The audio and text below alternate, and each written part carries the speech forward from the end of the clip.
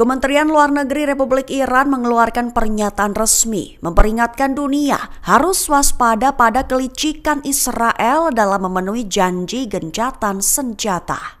Mengutip Tribun News, pada 7 Oktober, pernyataan Kemenlu Iran ini diungkap bersamaan dengan klaim yang dikeluarkan Presiden Amerika Serikat Donald Trump pada 6 Oktober 2025. Iran menilai bahwa Israel sering menandatangani kesepakatan gencatan senjata untuk mengamankan keuntungan politik atau militer sementara.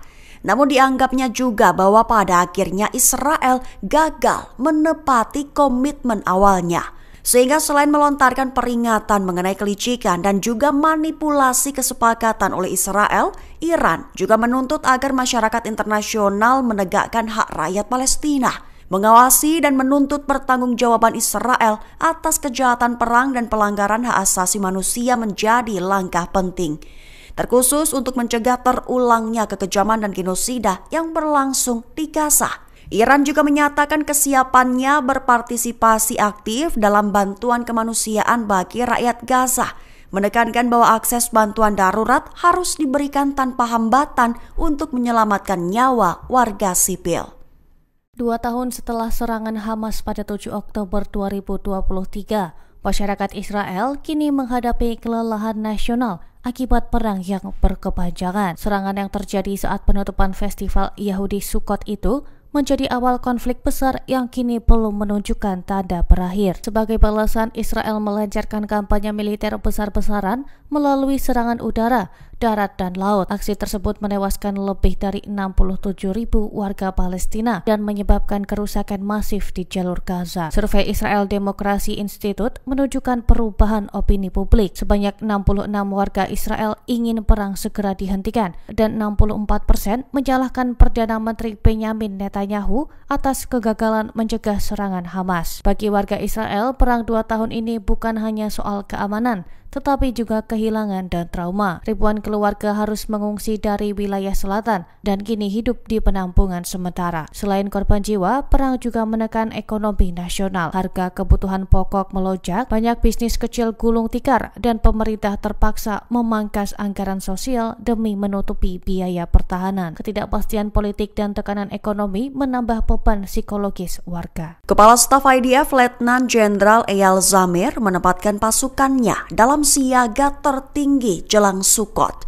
diklaim sebagai upaya antisipasi luncuran rudal Hamas dari jalur Gaza.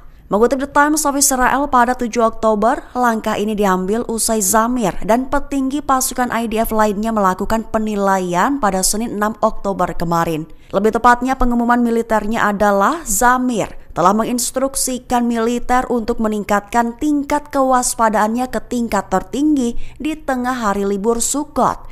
Juga menginstruksikan bahwa upaya pertahanan akan menjadi upaya utama hingga akhir masa liburan.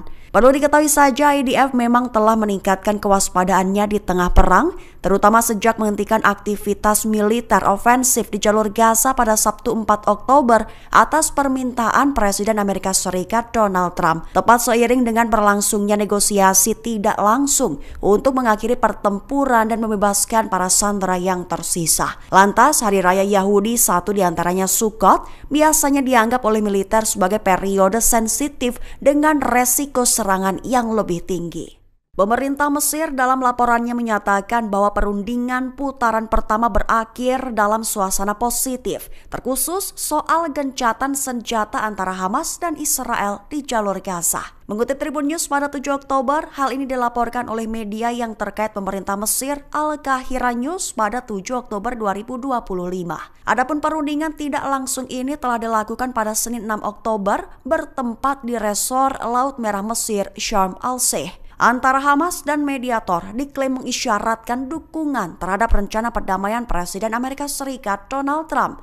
Rencana Trump itu mencakup gencatan senjata yang memungkinkan pembebasan semua sandera Israel dengan imbalan ratusan tahanan Palestina. Lantas, putaran perundingan pertama kemarin diklaim berakhir di tengah suasana positif. Juga dilaporkan bahwa pembicaraan akan masih berlanjut pada Selasa 7 Oktober 2025 waktu setempat.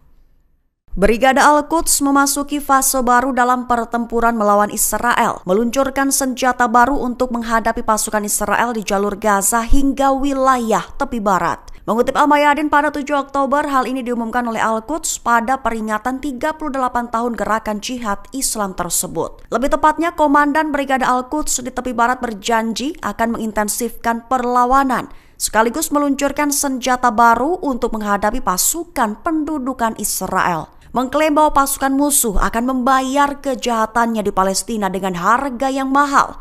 Memperingatkan bahwa hari-hari mendatang akan mengungkap sejauh mana persiapan perlawanan. Seraya menambahkan bahwa musuh dan dunia akan menyaksikan bahwa tepi barat tidak dapat ditundukkan, menandakan peningkatan kesiapan operasional di seluruh wilayah di tepi barat.